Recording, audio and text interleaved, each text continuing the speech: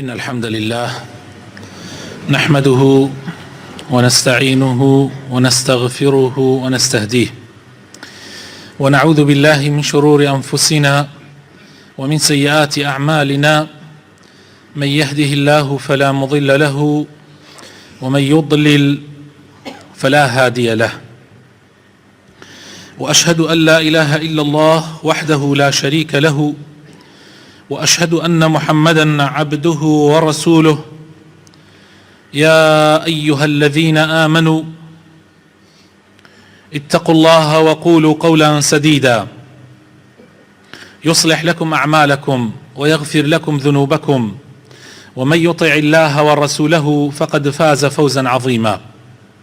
أما بعد، فإن أصدق الكلام كتاب الله، وخير الهدي هدي محمد صلى الله عليه وسلم، وشر الأمور محدثاتها، وكل محدثة بدعة، وكل بدعة ضلالة، وكل ضلالة في النار.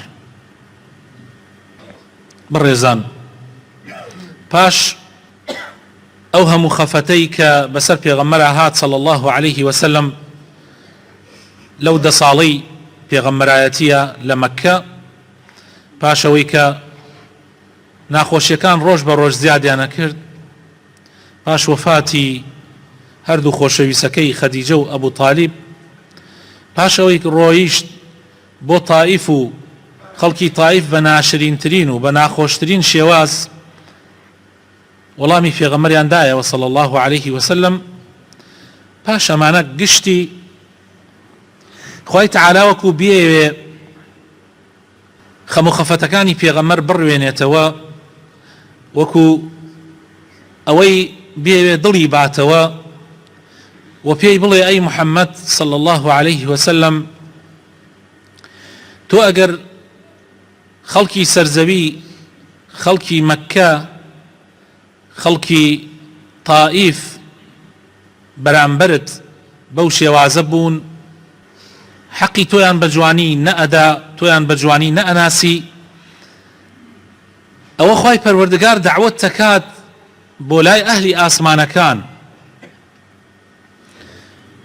هەر لەو ماوەیە پاش ئەو ناخۆشیانە خوای تەعالا لە شەوێک لە شەوەکانە جیبریل عليه السلام ئەنێرێتە شوێن پێغەمبەرا صلى الله عليه وسلم و ڕووداوێکی زۆر گەورە ڕوئەدا، معجزەیەکی زۆر گەورە ڕوئەدا کە پێی ئەوترێ معجزەی ئیسراء و معراج. خوای تەعالا جبریل ئەنێرێتە شوێن پێغەمبەرا صلى الله عليه وسلم، دڵی پێغەمبەری خوا شەقەکەن، سێنگی شەقەکەن، دڵی دەرئەکەن، بە ئاوێکی تایبەت، ئاوی ئیمان و یەقین دڵی پێغەمبەر ئەشۆرنەوە، پاشان بە وڵاخێکی تایبەت کە پێی ئەوترا بوڕاق، خوای تەعالا تایبەت بۆ ئەوە دروستی کردووە. بوڕاق یعنی وەکو بەرق، وەکو هەورە تریشقە، چەند خێرایە، ئاوا خێرایە. پێغەمبەر و جبریل عليه السلام لە مەککەی پیرۆزەوە بەڕێئەکەون بەرەو قودسی پیرۆز. خوای تەعالا لە قورئانی پیرۆزە لە سورەتی ئیسراء ئەفەرمێ: سبحان الذي أسرى بعبده ليلا من المسجد الحرام إلى المسجد الأقصى الذي باركنا حوله لنريه من آياتنا إنه هو السميع العليم. پاکو بێگەردی بۆ ئەو خوایی کە پێغەمبەری خوا صلى الله عليه وسلم ئەگەوازێتەوە شەوڕەوی پێ ئەکا لە مزگەوتی حرامەوە بەرەو مزگەوتی ئەقسا کە خوای تەعالا بەرەکەت و پیرۆزی بە دەوریا دابەزاندووە، تاوەکو ئاەتەکانی خۆی پێ پیشان بدا بەڕاستی خوای پەروەردگار بیسەرە و بینەرە. پاشان لە بەیت المەقدس لە مزگەوتی ئەقسا خوای تەعالا پێغەمبەرەکان کۆکاتەوە، لەوێ جبریل عليه السلام دوو پەرداخ دێنێ بۆ پێغەمبەر صلى الله عليه وسلم، پەرداخێکیان شیری تایە و پەرداخێکیان عەرەق. پێغەمبەری خوا صلى الله عليه وسلم شیرەکە هەڵ ئەبژێرێ و جبریل ئەفەرمێ تۆ فیترەت و پاکێتیت هەڵبژارد، ئەگەر ئەوی تریان هەڵبژاردایە ئومەتەکەت گومڕا ئەبوون، پاشان پێشنوێژی بە پێغەمبەران ئەکات هەر لەوێوە خوای تەعالا بەرزێکاتەوە بەرەو ئاسمانەکان کە پێی ئەوترێ میعراج. ئیسرا شەوڕەویەکەیە لە مەککەوە بۆ قودس، لەوێشەوە بەرەو ئاسمانەکان کە پێی ئەوترێ میعراج. و خوای تەعالا لە سوورەتی نەجمە ئەفەرمێ ولقد رآه نزلة أخرى عند سدرة المنتهى عندها جنة المأوى إذ يغشى السدرة ما يغشى ما زاغ البصر وما طغى لقد رأى من آيات ربه الكبرى. لو قشتاك أرات آسماني كم آدم عليه السلام بينيت وآسماني دوهم وآسماني سيم وآسماني چوارم هر لا آسمانيكا پیغمبريك لپیغمبران أبينيت وسلاميان ليكا وأوانيش وڵام يدنوا حتى أقات آسماني حوتم. لآسماني حوتم يتر لبي جبريل عليه السلام اعتزارك أو هتا أبي مجالي هي وباشان پیغمبر صلى الله عليه وسلم بتنيا الرات سدرة المنتهى ولبي أتشت لقاء خواي پروردگار لبيني أو خوايا وكو أفرميقا كان قاب قوسين أو أدنى، يعني زور نزيك بيته لأخوا چند پرديك أمينيك خواي پروردگار ببينين. لێ خوای تەعالا زۆر شتی پێ پیشان ئەدات، ئاەتەکانی خۆی لە ئاسمانەکان و پاشان بەهەشت و جەهەنم و زۆر شتی پێ پیشان ئەدا خوای پەروەردگار. هەر لەوێشە خوای تەعالا نوێژی لەسەر فەرزەکات کە یەکەم جار 50 نوێژە بێ کە ئەگەڕێتەوە پێغەمبەری خوا صلی الله عليه وسلم چاوی بە موسا ئەکەوێ عليه السلام، پرسیاری لێ ئەکا خوای تەعالا چی لەسەر فەرز کردی؟ دیارە ئەزانن پێغەمبەران ئەم لیقاء بە تایبەت موسا عليه السلام، چونکە موسا لەگەڵ خوای پەروەردگارە دواوە وەکو ئەو کاتەی پێغەمبەر صلی الله عليه وسلم، بەڵام ئەو لە زەوی موسا لە پێغەمبەری خوا صلی الله عليه وسلم لە ئاسمان. و هەردیان لقد رأوا من آيات ربهم الكبرى، هەردیان بۆیە لیقاءەکە وەکو یەک وایە لەبەرەوە موسا پرسیاری ئەوەی لێکا خوای تەعالا چی لەسەر فەرز کردی، هەر ئەوەی کە لەوێ لەسەر موسا فەرزی کرد ئەوەشی لەسەر محەممەد فەرز کرد لەسەر ئومەتەکەی کە نوێژە. پێ فەرمێ 50 نوێژ. موسا عليه السلام فەرمێ من بەنی ئیسرائیلم تاقی کردوتەوە مرۆڤەکان ئەناسم تەحملی 50 نوێژ ناکەن لە شەو ڕۆژێکە، بۆیە بگەڕێرەوە و داوا بکە خوای تەعالا کەمی کاتەوە پێغەمبەری خوا صلی الله عليه وسلم ئەگەڕێتەوە بە چەند جارێ لە بین موسا و لە بین پەروەردگار تەکلیفەکات کە کەم ببێتەوە لە ئەخیرە ئەبێ بە 5 نوێژ. موسا فەرمێ 5 زۆرە، پێغەمبەری خوا صلی الله عليه وسلم فەرمێ شەرمەکەم لەوە زیاتر بگەڕێمەوە. بانگدەرێک بانگەکاو ئەفەرمێ من ما يبدل القول لدي، لەلای خوای پەروەردگار قسە ناگۆڕێ، قسە یەک قسەیە. 50 نوێژەکان بۆ حەساوە، هەر کەسی ئەو 5 نوێژە ئەنجام بدا بە 50 بۆی حەسابە. يعني خوای تەعالا 5 نوێژەکەمان بە 50 بۆ حەسابەکە ئەگەر بێت و بەڕێک و پێکی ئەدای بکەین. دوای ئەوە پێغەمبەری خوا صلی الله عليه وسلم دێتەوە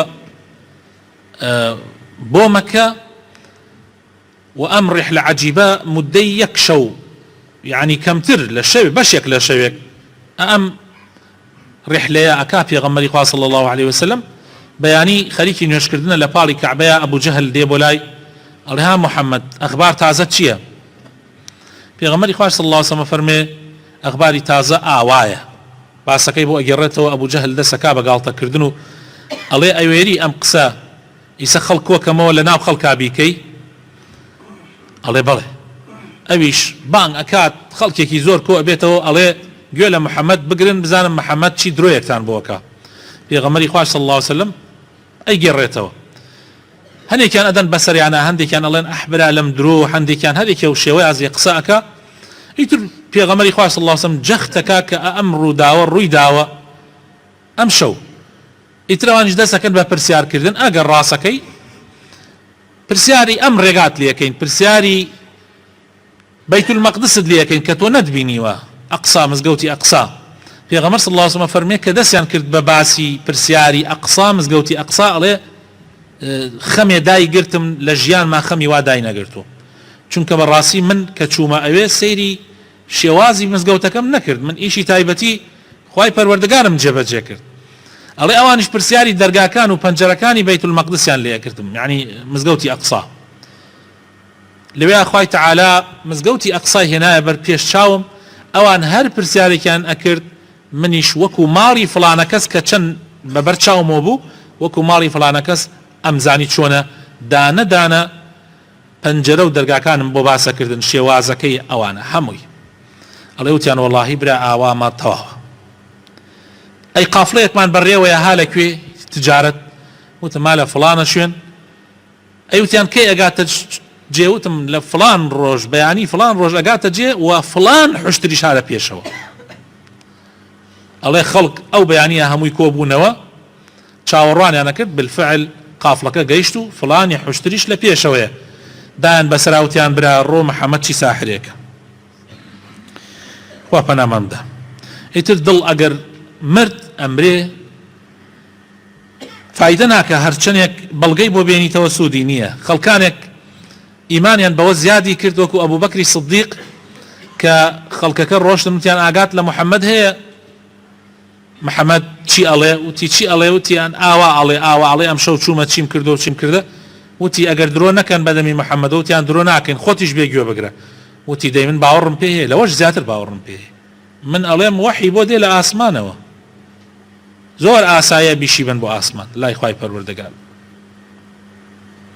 هەلێەوە ئەبوو بەکر ناونرا ئەبوو بەکری سدیق کە پێغەمبەری بەڕاست خستەوە پێش ئەوەی گوێی لێبێ، چونکە ئەو ئیمانی هەیە. تۆ کە ئیمانت هێنا تەواو، تۆ کە قەناعەتت وایە خوای تەعالا خۆر هەموو ڕۆژی هەڵدێنێ بەم شێوازە، مانگ بەو شێوازە، ئەو ئەستێرانە، ئەم بوونەوەرە، ئەم کەونە کە زۆر زۆر شتیتایە، زۆر گەورەیە، زۆر عەزیمە، زۆر ئاساییە خوای تەعالا خۆر بگۆڕێ، لێرە هەڵنێ لەیلاوە هەڵبێ، لەم لاوە هەڵبێ. ئیشی خوای تەعالا زۆر ئاسانە. خوای تەعالا مانگی بۆ پێغەمبەر لەت کرد، خوای تەعالا قورئانی بۆ دابەزاند، وحی بۆ لادا ئەبەزێ، زۆر ئاساییە. هەندێک سونەن هەیە خوای تەعالا بیگۆڕێ. خوای تەعالا بێوێ پێغەمبەری خوا صلی الله علیه و سلم بێت ئەباتە ئاسمانەکان و دێنێتی خوارەوە بەبێ وەقت، هەر وەقت نامێنێ، هەر زەمن تایە دەور نابینێ. زۆر شتێکی ئاساییە. ئەمڕۆ علم ئاوا کەشفی کردووە. لەبەرەوە خۆشەویستەکانم زۆر ئاساییە بۆ کەسانی کە باوەڕیان هەیە بە خوای پەروەردگار ئەم موعجیزەیە ڕووبدا و بە تایبەت لەو کاتە و لەو ساتە وەختە. بەڵام ئەو کەسانی کە ئیمانیان نییە ئەتوانن هەر ڕێک هەر بیانوێ بدۆزنەوە بۆ ئەوەی لە مەوزوعەکە ڕابکەن و خۆیان لێی گێل بکەن. ئەو دەرس و پەندانەی کە ئێمە وەری ئەگرین لە معجیزەیەوە، یەکەمیان زکری خوا زۆر گرنگە خۆشەویستەکانم، بە تایبەت هەر زکرێک جاری وا هەیە بۆ کاتێکی تایبەت گونجاوە. بۆ نمونە ئێمە کە ئەڵێن سبحان الله، ئەڵێن الحمد لله، ئەڵێن الله أكبر، ئەڵێن لا إله إلا الله، ئەڵێن لا حول ولا قوة إلا بالله، ئەڵێن إنا لله وإنا إليه راجعون، يا صلوات لەسەر پێغەمبەر صلى الله عليه وسلم. لەم زکرانە مطلقاً لە هەموو کاتێکە ئەبێ وەکو صلوات لەسەر پێغەمبەری خوا صلى الله عليه وسلم. بەڵام هەندێک زکر هەیە جاری وا هەیە پەیوەستە بە شتێکەوە. بۆ نمونە سبحان الله واتە پاک و بێگەردی بۆ خوا زیاتر لەو کاتانە ئەوترێت کە کاتی تعجبە، یعنی کاتێکە لە شتێک سەرسوورمان سەرت سوور ئەمێنێ، بۆ کاتی سەرسوورمان جا مناسبە بۆ ئەم شوێنە کە ئەم معجزە عەجیبەتیایە ڕوویدا. خوای تەعالا بەوە دەسی پێکا سورەتی ئیسراء فەرمێن سبحان الذي أسرى بعبده ليلا من المسجد الحرام إلى المسجد الأقصى. لە هەموو کاتێکە ئینسانی مسلمان کاتێ تووشی خۆشیەکە بێ ئەڵێ الحەمد لله، کاتێ شتێک زۆر مەزن ئەبینێ ئەڵێ الله ئەکبەر، کاتێکە شتێک ئەبینێ مناقضی تەوحیدە، یعنی دژ بە تەوحیدە ئەڵێ لا إله إلا الله. و ئەم زکرانە لە هەموو کاتێکی ترە بەبێ ئەم مناسباتانش دروسە، بەڵام لەگەڵ مناسباتە زیاتر گونجاوە. ڕۆژێکیان پێغەمبەری خوا صلی الله علیه و سلم چاوی بە ئەبوو هورەیرەی سەحابە ئەکەوێ لە کۆڵانێک وتی ئەپەڕێ، کاتێ پێغەمبەر ئەبینێ ئەبوو هورەیرە پەلە ئەکا و خۆی ئەشارێتەوە وەکەئەنەهو خۆی لە پێغەمبەر ئەشارێتەوە. دوای ماوەیەک پێغەمبەری خوا صلی الله علیه و سلم فەرمووی ئەبوو هورەیرە ئەوە بۆ خۆتت شاردەوە، من تەبینی خۆت تەشاردەوە؟ فەرمووی لەشم پیس بوو، ئەوەکو کوردی خۆمان ئەڵێن لەشم پیس بوو. پێغەمبەر صلی الله علیه و سلم فەرمووی سبحان الله، مسلمان پیس نابێ، ئەو وشە هەڵەیە، مسلمان لەشی پیس نابێ بڵێ لەشم گران بوو بڵێ تووشی جەنابە بووم ئەگینا مسلمان پیس نابێ يعني ئەو شوێنە مناسبە کە تۆ سبحان الله تیا بکەی. هەروەها خۆشەویستەکانم یەکێکی تر لەو دەرسانەی کە ئێمە وەریەگرین خوای تەعالی ئەفەرمێ سبحان الذي أسرى بعبده. خۆ ئێمە زانین پێغەمبەر صلی الله عليه وسلم پێغەمبەرە ناویشی محەممەدە ڕەسوولە. خوای تەعالی بۆ نافەرمێ سبحان الذي أسرى بمحمد بۆ نافەرمێ برسول الله أفرمي سبحان الذي أسرى بعبده. أما بو أوي إما تيبقين كمحمد صلى الله عليه وسلم زور عظيم وزور قوريا بتايبت أم معجزة كي زور مزنة نكا خلقانك واتيبقن كبيغمر إترك أونا مزنة لعبدايتي درشوا لبندايتي درشوا برسترين بلاي مروف لله خواهي تعالى عبوديته يعني بندايتي خواهي پروردگار. إما خواهي تعالى ودرسماني كردوا تاوكو بفرستين وما خلقت الجن والإنس إلا ليعبدون. هر كسي زياتر عبادت بكا زياتر لا يخوا برسترا زياتر لا يخوا مزنترا جاء قات لي بشريك بخوا قرار مدى في غمري خوا صلى الله عليه وسلم ورفعنا لك ذكرك كناوي لشايت معنا هاتوا أشهد أن لا إله إلا الله وأشهد أن محمدا رسول الله لشوني ترى لتحيات الله وأشهد أن محمدا عبده ورسوله داتي بقي كبيغمر صلى الله عليه وسلم عبده بيغمري خوايا خوانية إنسان نابي لمشتاني ليتيك بدا يعني جاري وهي هنيك لوانية لزيادة الروية لبيغمري خوايا صلى الله عليه وسلم لوانية زيادة الروية كان جاء بي آقات لي بيغمر أشرفي خلقه لهمو خلقي خواي تعالى أو لسروي هميانا لقال أو يشعر عبده وبعبدش جيشوته أو بلايه لبرأ خواي تعالى فرمين سبحان الذي أسرى بعبده كوابو عبدايتي بو خوا عزته عبدايتي بو مروفة كان بو مخلوقات زليلية. أما النقطة كي زور قرنجة چنية بو خوا عبد بي أوندا عزيزي سربرزي چنية بو غيري خوا عبد بي أوندا زليلي سبحان الله.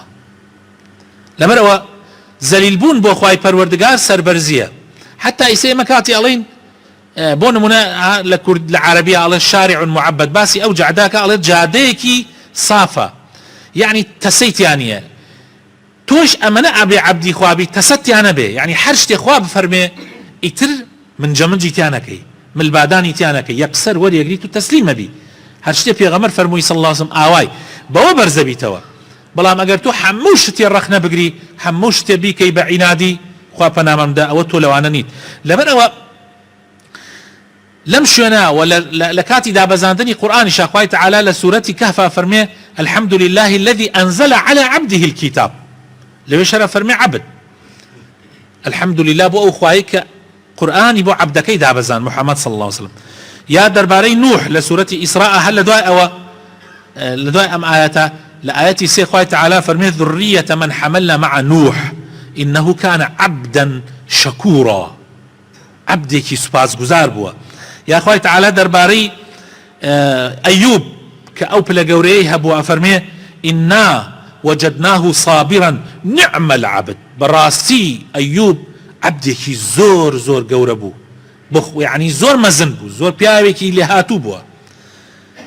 لبنو خوش يسكانم كلمة عبدايتي بو بيغمر مزنكان بكارهن راوا واذكر عبادنا إبراهيم وإسحاق ويعقوب واذكر عبدنا محميل قرآن هي داود واذكر عبدنا أيوب نعم العبد إنه أواب.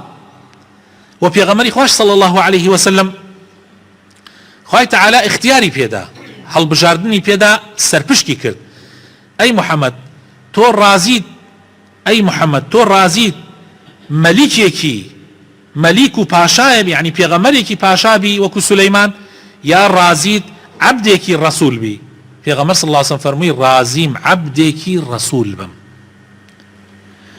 وبيغمري خواه صلى الله عليه وسلم بو اوي بقاتا او بلايا زور خوي مان دو اكرد بو اوي عبدايتيكي صافو تخد بي بو خواي پروردگار حتى شوان جاري وابو نخوتوا تابعني شون يجي كردوا حتى باي پنماوا عايشة بزي بيا هاتوتو فرميتي اي بيغمري خواه تو خواي تعالى لقناحي باشو بيشت خوش بوا يعني بو أو نخوند باندو أكي بو الرحم بخوت ناكي فرمي عائشة أفلا أكون عبدا شكورا خوا أو بلاي بمن دا أي منش عبدێکی سوپاسگوزار نەبم بۆ خوای پەروەردگار لەبەرەوە خۆشەویستەکانم ئەگەر تۆ بتەوێ زیاتر گەورە ببی ئەبێ زیاتر بۆ خوای تەعالا دابەزی حتى لحديثك پێغەمبەر صلى الله عليه وسلم فەرمێ لا تطروني كما أطرت النصارى عيسى بن مريم ئەفەرمێ ئێوە ئەوەنە من گەورە مەکەنەوە زیاد لە سنووری خۆیم پێ بدەن وەکو چۆن نەساراکان عیسای کوڕی مەریەمان بەرز کردوتیان خوایە یان کوڕی خوایە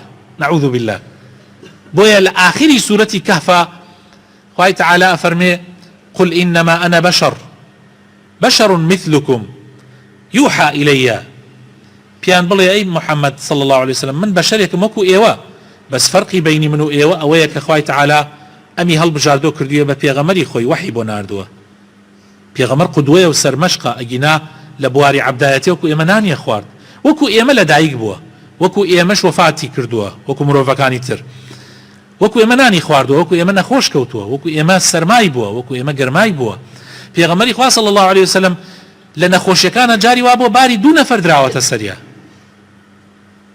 سەحابەیەکە فەرمێوتم ئەی پێغەمبەری خوا تاکەت زۆر گەرمە تای دوو نەفەرە فەرمووی لەبەرەوەی خوای تەعالا دوو جار ئەجر و پاداشتم بۆ ئەنووسێ لە ئێمە ناڕەحەتی زۆرتر بینیوە لەبەرەوە ئابێ ئاگامان لەو خاڵە بێ خاڵێکی تر کە ئێمە ئیسفادەی لێکەین ئەوەیە کە ئێمە بزانین کە دەسڵاتی خوا چەند گەورەیە یا پێغەمبەری خوا صلی الله عليه وسلم بە دەرەجەی یەکەم ئەی محەممەد ئەگەر ئەوەنە ئەوە ئەم بێزاریان کردی بێتاقەتیان کردی ئازاریان دای بەڵام خوای تەعالا ئەمە هەمووی تاقیکردنەوەی خوایە خوا مرۆڤەکانی پێ تاقیەکاتەوە ئەگوینە ئەوە تۆ ئاسمانەکان هەموویان لەگەڵ تۆ خەڵکی دوو شار یا خەڵکی سەر زەوی هەمووی لە تۆ هەڵگەڕێتەوە هەرچی مەلایکەی ئەرز و ئاسمانەی هەموویان لەگەڵ تۆ لە ئاسمانەکانە چوار پەنجەوا پێ ناکەی ئیلا بەری دوو مەلایکە ئەکەوێ یەکێکیان هە لە سوژدە یەکێکیان هە لە ڕکووعا یەکێکیان وەستاوە یەکێکیان خەریکی عیبادەتن ئەرز و ئاسمان پڕە لە مەلایکە و لە جن هەمووی خەریکی عیبادەتە پڕە لە مەخلوقات ئەرز و ئاسمان هەمووی تەسبیحاتی خواکەن دار و بەرد هەمووی تەسبیحاتەکە هەر یەکێ بە شێوازی خۆی تەنانەت تەیرەکان تەنانەت حەیوانات هەمووی ئاژەڵەکان هەمووی مەخلوقی خوان و عەبدی خوا با 7 ملیار کەس لەسەر زەویە هەر حوتەکەشی لە خوا هەڵگەڕێتەوە تەنها خۆیان خەسارەکەن بەڵام ئێمە بۆ ئەوەی حوجەیان نەمێنێت تۆمان ناردووە بۆ لایەن ئەمەش تاقیکردنەوەی ئەگینا تۆ زۆر لەوە بەرزتری ئازاردانەکانی ئەوانیش بۆ تۆ و بۆ سەحابەکانت هەمووی پلەبەرزیە بۆ ئێوە کەس ناتوانێت لە دەستی خوار ڕابکە یەکێکی تر لەو دەرسانەی کە ئێمە وەریگرین پێغەمبەر صلی الله علیه وسلم پێشەوای پێغەمبەرانە وە کۆتا پێغەمبەریشە خوای تەعالا هەموو پێغەمبەرانی بۆ کۆ کاتەوە ئەو پێشنوێژیان بۆ کە باوکیشی تیا بووە کە ئیبراهیم عەلەیهی السەلام باوکە گەورەش کە نوح عەلەیهی السەلام باوکە گەورەتر لە ئەو کە ئادەم عەلەیهی السەلام هەر هەمویان لە پشتی ئەو کوڕۆ نوێژەکەن کە وتویانە ئەوان وتویانە ئیبنی صالح پێغەمبەرەکانی ترش وتویانە ئەخون صالح نەبیون صالح پێغەمبەر ئیمامیان بووە پێشەوایان بووە و ئومەتی ئیسلام پێشەوای مرۆڤایەتیە لەم سەردەمە چونکە ئومەتی ئەوانەی بەتایبەت بە ڕاستەقینەی شوێنی پێغەمبەر کەوتون صلی الله عليه وسلم لەبەرەوە خۆشەویستەکانم ئێمە ئومەتی ئەو پێغەمبەرەین کە پێشەوای پێغەمبەرانە ئەبێ شانازی بکەین و ئەبێ ڕێبازی پێغەمبەر بەر نەدەین بەو ڕێبازەیە بەڕاستی ئێمە گەورە ئەبووین و گەورەش ئەبین كنتم خير أمة أخرجت للناس تأمرون بالمعروف وتنهون عن المنكر ايوا باشترين أمة بو سرزوي سرمشقيانا بوشي چونك ايوا أمر بچاكا أكن ونهي لخرافا أكن اگر او دو صفة بمينيت لأمة إسلاما يمد دائما قدوين إمام بيشوين اگر بميني إمام عمر أي فرمو إيما نحن قوم يكين أعزنا الله بالإسلام خوای تەعالا بەم ئیسلامە گەورەی کردین ئێمە بەم ئیسلامە گەورە بووین جا ڕاستەکە ئیمامی عومەر عەرەب قەومیە زۆر زەلیل بوون بەر لە پێغەمبەری خوا صلی الله علیه وسلم زۆر پەرتەوازە بوون زۆر بەڵەڵا یەکتریانە کوشت ئەم ماڵی ئەوی داگیرە کرد ئەو ماڵی ئەوی داگیرە کرد ئەم ئەوی ئەکوشت ئەم ئەوی ئەکوشت ئەم عەشرەتەکە بۆ گیان ئەو عەشرەتەکە خوای تەعالا بەم ئیسلامە گەورەی کردن لێ ئەگەر ئیسلام تەرک بکەین زەلیل ئەبینەوە جارێکی تر. ئەو ئێسەش وان زۆربەیان ئیسلامیان بەردە عادی چیان وەسەرا هات. ئەم قسە تەنها قسەیەک نییە بۆ ئەوان، بۆ من و تۆی کوردیشە. ئێمە قەومێک بووین ژێرچەپۆکەی ساسانیەکان و ڕۆمەکان بووین. خەڵکەڵێ کورد ئاوا کورد ئاوا، وەڵڵا ئێمە ژێرچەپۆکە بووین، کورد هە ناوی نەبوو. ئێمە فارس تێی هەڵەداین. ئەمانێ کردە ئەمانی خستە بەردەم جێشەکان هەتا دوژمن شکستی باوەدای لە ئێمەی بکوشتایە تا لە ناو ئەبراهیم جا خۆیان هجومیان نەکرد لە کات شەڕ و جەنگە. یعنی کورد قەڵغانیان بوو.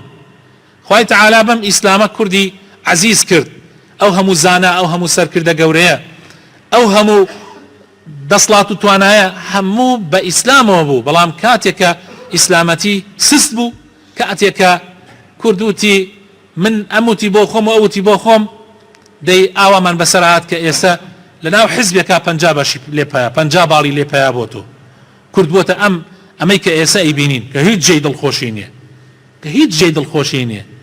ئێمە کەسمانەوە تا گەنجەکانمان دڵیان ئەوە نە بە وڵاتەکەی خۆیان خۆش نییە، ڕووەکەنە ئەو شاخانە و ئەو دەشت و دەرانە بۆ ئەزانن لەوانەیە زۆرشیان لەوانەیە بفەوتێن نەگەینە شوێنی خۆیان، بەس ئەڵێن نجاتمان بێ. ئەوە نەدڵیان بە وڵاتی خۆیان خۆش نییە. ئەگەر ئێمە وڵاتمان ئەو وڵاتە بواە کە پێویستە بەڕاستی هەمومان ئامادە بووین لە پێناوی خۆمان بین بەکوشت، نەک چۆڵیکەین و بەرهینیکەوە تا وڵاتانی تروا بوو. هەماوەیەک تۆ زەوزعی کورد خۆش بوو، خەڵک لە ئەوروپا گەڕاوە بە وڵاتی ئێمە. ها خەڵکەکان ئەگەڕانەوە هەمویان وازیان هێنا لە وڵاتانە، خۆ خەڵ لە خۆشی ناڕۆ. ئەو کەسانی وا ئەڵێن خەڵ لە خۆشی ئەڕوا هەڵەن. ڕاستە لەوانەیە ئەو کەسە دەوڵەمەندیش بێ، لەوانەیە دەفتەرێ دوو دەفتەریشی هەبێ، بەس لە ڕاستیە دڵی خۆش نییە بە وڵاتەکەی، ئەمن و ئەمانی تیانە. کاکە ئەو تایبینی لە شارێکە نازانی لە چی دەقەیە کاتەقێتەوە. ئەمەش هەمووی سەبەبەکەی چییە؟ هەر ئەوەیە کە ئیمامی عومەر ئەفەرمێ ئێمە قەومێک بووین بە ئیسلامەوە عەزیز بووین، کە ئیسلاممان لە دەستدا زەلیل بووین. خۆ ئیسلام تەنها ئەوەش نییە لە مزگەوتەکانە نوێشکەی، ئیسلام ئەبێ لە هەموو بوارەکانە جێبەجێ بکرێ و بە تایبەت کار بەدەستەکان. ئەبێ لە خۆیانە ئیسلام تەطبیقن، ئەبێ دزی نەکەن، ئەبێ گەندەڵی نەکەن، ئەبێ خراپە نەکەن، ئەبێ چی نەکەن.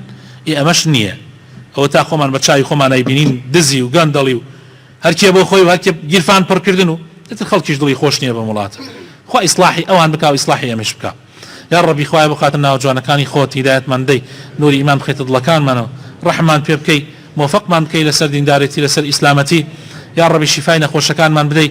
یا ڕەبی خوایە ڕەحم بە مردوەکانمان بکەی. یا ڕەبی کوردستان لە بەڵاو موسیبەت بە دوور بگری، لە تەفریقە و دووبەرەکی بە دووری بگری. یا ڕەبی خوایە حزبێنەرمان لە ناوە نەمێنێ. یا ڕەبی خوایە عەشرەتێنەمان لە ناوە نەمێنێ. یا ڕەبی خوایە بۆ خاتر ناوە جوانەکانی خۆت، بۆ خاتر ئیسمی عەظەمی خۆت کاربەدەستانی ئەم وڵاتە ئیسلاح و دادپەروەر بکە. ئامین ئامین.